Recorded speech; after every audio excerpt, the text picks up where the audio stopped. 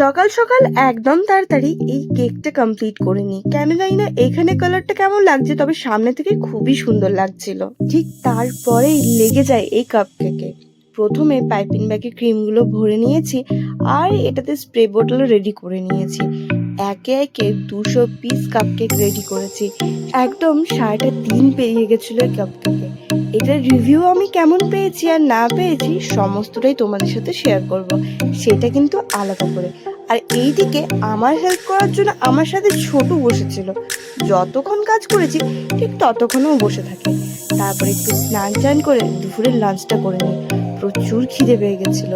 কেকে একটু একটু করে স্প্রিঙ্কল দিয়ে দিই, ওটা না দিলে কাপকেক কিন্তু সুন্দর লাগে না।